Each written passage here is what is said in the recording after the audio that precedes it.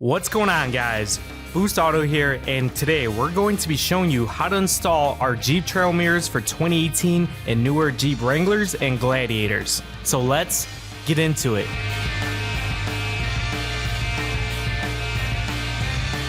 Get ready to elevate your off-road experience with the all-new Jeep trail mirrors from Boost Auto. Trailblazing just got a whole lot brighter with our cutting-edge features and unparalleled design. Our trail mirrors feature a bright front mirror light, available in either white or amber running light, plus choose between standard or sequential amber turn signals for that extra touch of personalization. Illuminate the trail ahead with our bright front spotlights and ensure you leave no stone unturned with reverse lights available in high or low output, because visibility should never be compromised, no matter where your adventure takes you. Our trail mirror harness connector sits conveniently right by your door disconnect, so taking your doors off with your mirrors attached is quick and easy. All you have to do is disconnect your mirror connector along with your door connector, and you're ready to go. So gear up, buckle in, and let the Jeep trail mirrors redefine your off-road journey. Available exclusively at boostauto.com. Your Jeep trail mirrors will come with the mirrors and the necessary components depending on what you option for. Here's a list of all the tools you'll need for this install.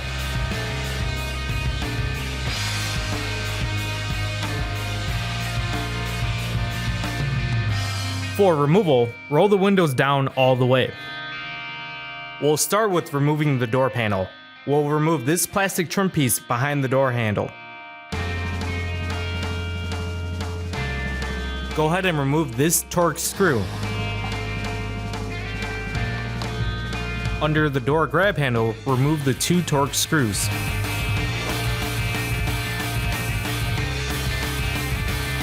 Then, two more Torx screws at the bottom of the door panel. If you have a manual rolling window, your door will have a hand crank. To remove it, we'll use two trim tools. There's a clip holding in the crank, so you'll want to pry it out and push on the clip in order to remove it. Pry in between the door hand crank and the washer.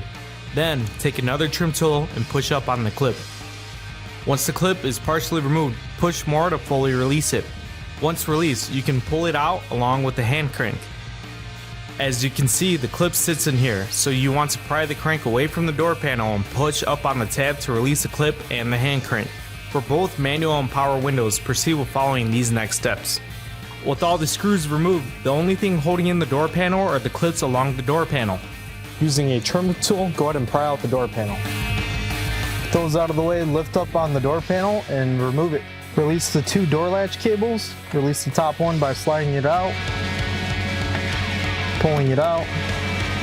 Release the bottom one by pinching the sides and releasing the cable. Finally, release the connector at the bottom, pull out on the red tab, and pull out the connector. Once you've disconnected the connector, set your door panel to the side. Remove the three Torx screws holding in the mirror. Make sure you support the mirror on the other side. Remove the mirror from the door panel. Push down on the tab and release the connector. Make sure your connector is safely placed outside of the door so it doesn't slide into the door cavity.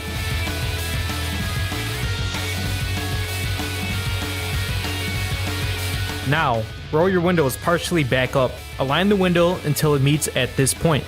With our original mirrors now removed, we need to feed our intermediary harness through the door. The intermediary harness is the shorter harness included in your kit that has tape on it. The intermediary harness follows the route of the existing door harness with the connection point right by the disconnect for the door. This allows you to detach your doors with ease. The intermediary harness is not side dependent, so you can use either one from your kit. Release this rubber boot by pulling it out of the door panel. Now on the outside of the driver's door, you'll want to feed the strained out metal piece through the opening here in the door panel and feed it down behind the window track to about this location at the opening on the other side. Here's a better look at the process. Again, you'll feed the strained out metal piece down and around the window track to the opening on the other side of the door panel. Feed your strained out metal piece behind the window track. When feeding the strained out metal piece, be sure to gently guide it through. Now, on the other side of the door panel, use a pick to fish the strained out metal piece through. Take your intermediary harness and tape it to the straightened out metal piece that we just ran through the door panel. With the harness taped up, we'll feed it back along the same route as before. Feed the harness through. Make sure when you're feeding the harness, you're feeding it down and not straight across. You're gonna wanna feed it down and then over.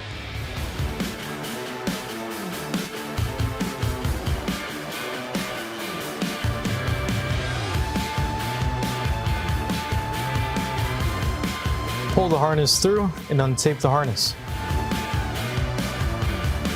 With the harness now routed, roll your window down all the way. This will help with mounting your mirror. Plug in the connector. Now install your intermediary harness. Now route the harness in. Ensure when routing the harness is clear out of the way of where the bolt holes mount. Install your mirror.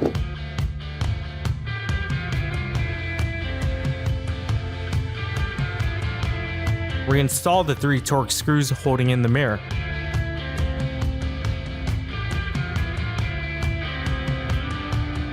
Now with our intermediary harness routed in, we're gonna route it along the harness and into the cabin of the vehicle.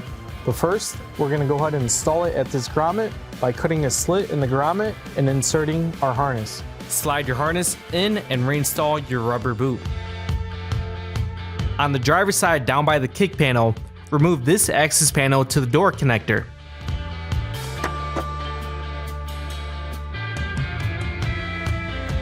Then pull out the rubber tab. We can set it aside. To release the connector down by the kick panel, pull up on this tab. Once done, pull up on the white locking latch. Now we can pull the connector out. Route the intermediary harness along the door harness so its connector sits right by the door connector. Go ahead and secure it to the door harness. Once your Jeep trail mirror harness is routed and mounted, go ahead and complete the same steps on the passenger side.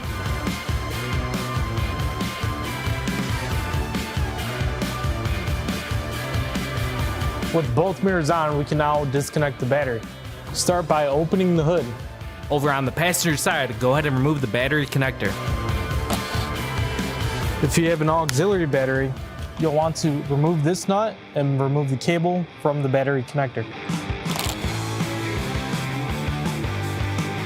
Now disconnect the battery connector. This is the extension harness that will be included in your kit. The pink wire is for the front spotlight. You can tie it to an auxiliary switch, or you can option for our Boost Auto front-facing spotlight harness. The black wire is for ground.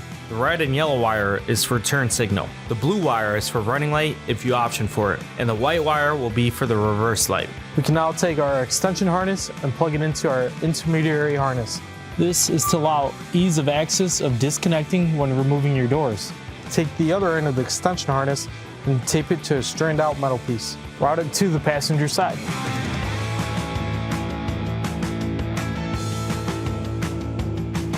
On the passenger side, pull it through. Untape the harness. Now we're going to connect the other extension harness from your kit to the intermediary harness on the passenger side of the vehicle. Go ahead and grab a trim tool and release the plastic tab on the back side of the connector. With the door connector out of the way, we can remove this nut right here.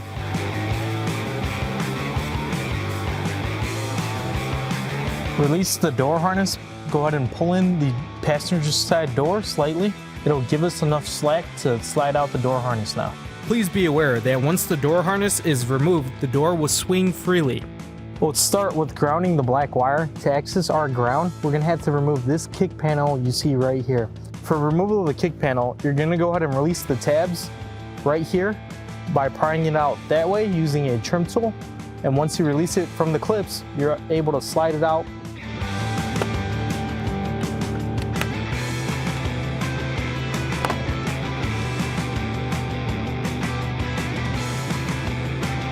And with that removed, we'll be grounding at this nut right here. Take your 2 black wires from your passenger side and your driver's side extension harness and measure them out to length and cut the wires. Strip the ends of the wires. Now twist the end of the wires together. After you twist the pair together, go ahead and crimp it to the ring terminal in your kit. Remove this nut. Now we can install our ground ring terminal. Reinstall the nut.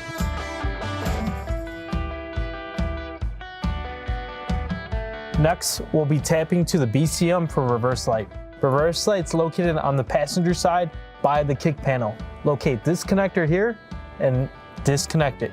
Press on the tab and pull up on the latch. We'll be tapping to pin 1. Looking at the wire end of the connector, with the connector tab on top, pin 1 is located on the bottom left. We're going to be tapping to the wire. Go ahead and grab your red T-tap from your kit and tap. Press until it clicks in place. Now take your passenger and driver side white wires from your extension harness and route it towards the BCM connector. Measure it to length and cut the wires. Now strip both ends of the wires. Now take both ends and twist them together and clip it to your inline fuse on the side with the butt connector. Now take your inline fuse tap and plug it into the red T-tap we just tapped. With that installed, plug your connector back in. Now, locate the grommet to the left of the connector we just tapped at. Before passing the wires through the grommet, we must remove the fender liner first. Towed in by 2 bolts in the front, 1 bolt up top in the middle, and another bolt back here, as well as a trim clip and 2 bolts hidden in the front. We'll start with removing the trim clip at the front, these 2 bolts at the front of the fender, the other bolt at the top in the middle of the fender, and remove the other bolt in the back of the fender at the top. And now we have 2 other bolts that are hidden. We'll start with removing this one right here, and the next one, which is located here. And with the trim clips and bolts out of the way, we can now remove the fender. If you happen to break any of the clips during the fender removal process, don't worry. You can replace the clips with the part number shown here. And remove this connector right here. Next, we'll be routing our wires under hood. However, for the pink wires, remove them because we'll be leaving them in the vehicle. Take both your red wires with the yellow tracer, and if you option for running light, take both blue wires and route it under hood. And if you option for Boost Auto's front spotlight harness, you'll take the red wire and tape it to here as well. Tip the wires, depending on what you option for, to straighten out metal piece. Route the wires through the grommet. The grommet we'll be accessing is backed by the firewall. If you have an auxiliary battery, it'll be right next to the auxiliary battery. If not, it'll be above these bolt connectors. Once the harness is fed through the grommet, go ahead and pull it through. We can now untape the harness.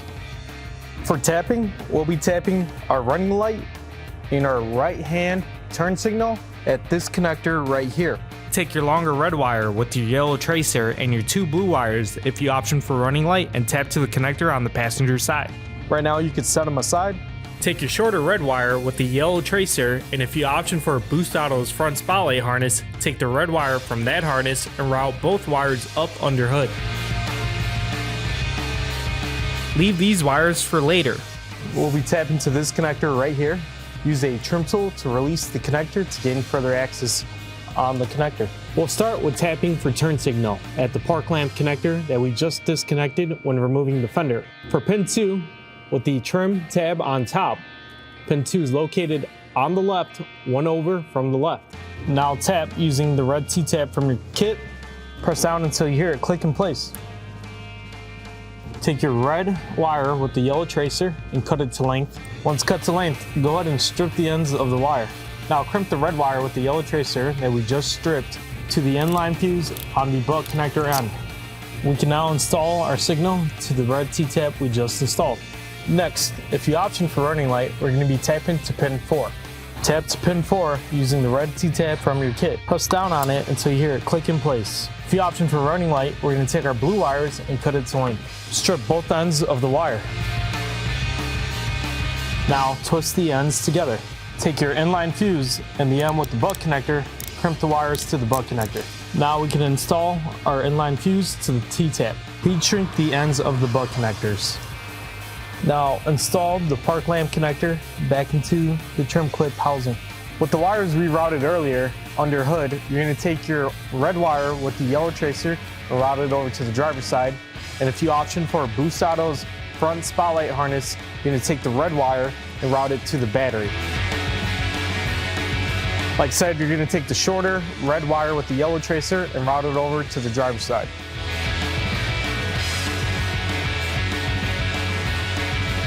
And you're going to feed it down to the park lamp connector by the fender, and the process for tapping is the same as the passenger side. You're going to want to remove the fender to gain access to the park lamp connector, just like the passenger side. Before we reinstall our fender, we're going to tie up this harness out of the way of any heat or moving components.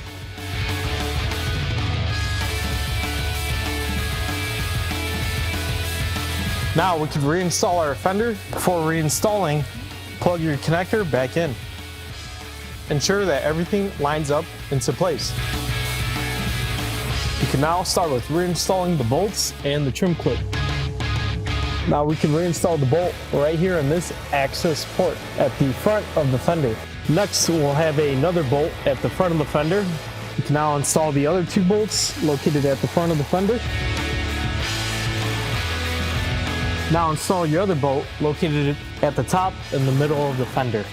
And the last bolt located at the top at the middle rear of the fender. Now we can install our trim clip at the front of the fender.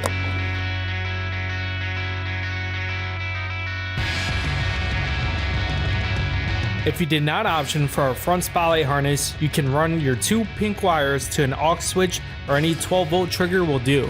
Just be sure it's a fused circuit with a 3-amp protection. If you option for our Boost Auto front spotlight harness, please follow these next steps. Start with unplugging the harness at the back end of the switch. Take the ends you disconnected from your switch and tape it to a string out metal piece. Now we can route it over to the driver's side and pull the harness through. Now untape it. Locate your preferred spot for the switch. If mounting on the dash, use a 13/16 size drill bit to mount the switch in its proper location. The pink wire will go to pin 1 and the red wire will go to pin 2. Now you're going to take your 2 pink wires that are ran to your extension harness and cut them to length. After you cut the wire, strip the ends of the wire. Take both ends of the wire and twist them together. Once done, butt connector the end of the wire. Now take the other pink wire running to your front spotlight switch and strip the end. Now crimp it to the other end of the butt connector. Heat shrink the butt connector. We're back under the hood at the main battery. Now if you option for the Boost Auto front spotlight harness, you can install your inline fuse to the red wire. Continue with cutting the red wire to length. You can now strip the end of the wire and butt connector it to the inline fuse. Now heat shrink the end of the butt connector. We will be installing the ring terminal at the positive connector of the battery. Remove the battery cover, and we will be removing this nut right here. Install your ring terminal and your once removed nut. Now we can reinstall the battery cover.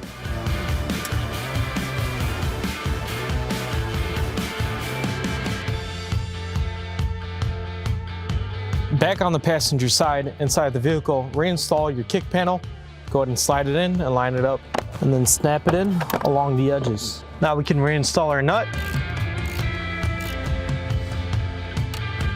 You can now install the latch back into the trim clip housing. That installed, go ahead and close your door slightly and reinstall the loom to your door harness. Now install the connector back in. Insert the connector, peel down on the white latch. Now press in the red tab. And with that done, we can install our intermediary harness to our extension harness. Now reinstall the access port to the kick panel. Install the rubber piece back in by sliding it in and pressing it in.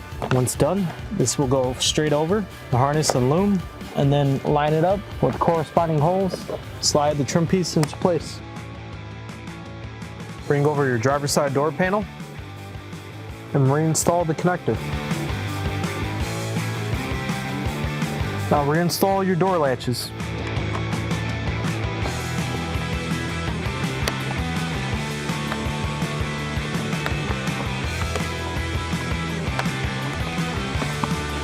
Now drop in your door panel, line it up with the top, and slide it down.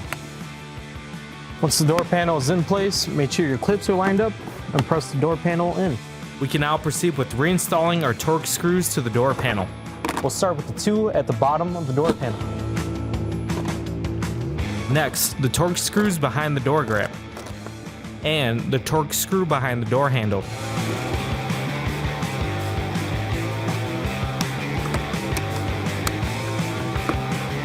Now, if your vehicle has manual windows, here's how you can reinstall the hand crank.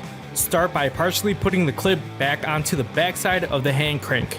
Once the clip is partially in, you can now reinstall it to the door. As you can see, it's slotted, so when reinstalling, make sure you're on a groove and firmly press it back into place. Then push the clip in to make sure the hand crank is fully seated. Then repeat these same steps on the passenger side of the vehicle.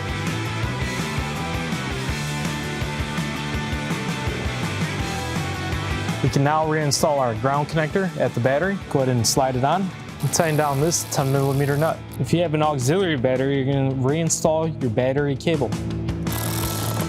Test to make sure everything is operational. Proceed with tucking all your wires away from any heat or moving components. That wraps up this install for our Jeep Trail Mirrors. If you're interested in this product or any of our other products, head on over to boostauto.com. If you enjoyed this video, subscribe to our YouTube channel to stay up to date. That's all for now. We'll catch you in the next one.